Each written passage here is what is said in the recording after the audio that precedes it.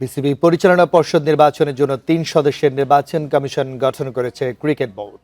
বুধবার এক মিডিয়া বিজ্ঞপ্তির মাধ্যমে একজন প্রধান কমিশনার ও দুজনকে সদস্যের নাম জানানো হয়। নির্বাচন কমিশনের প্রধান হচ্ছেন সুপ্রিম কোর্টের আইনজীবী আহসানুল করিম। বাকি 2 সদস্যরা হলেন গাজীপুর মেট্রোপলিটনের পুলিশ কমিশনার মোহাম্মদ ইসরায়েল হাওলাদার ও জাতীয় ক্রীড়া পরিষদের উপসচিব ও পরিচালক এহসানুল মামুন। নবগঠিত কমিশন 2026 সালের পরিচালনা পর্ষদ নির্বাচনের যাবতীয় প্রক্রিয়া ও আইনি বিষয়গুলো তদারকি করবে বলে জানিয়েছে বিসিবি। 200-র বেশি সার্ভিস ও ফিচারে লেনদেনের সব বিকাশ অ্যাপে সম্ভব। এর আগে গত 7 এপ্রিল বিসিবির আগের পরিচালনা পর্ষদ ভেঙে গঠিত হয় অ্যাডহক কমিটি। 3 মাসের মধ্যে নির্বাচন দেওয়ার বাধ্যবাধকতা থাকলেও নির্ধারিত সময়ের আগেই বিসিবি নির্বাচন হবে বলে জানিয়েছেন তামিম ইকবাল।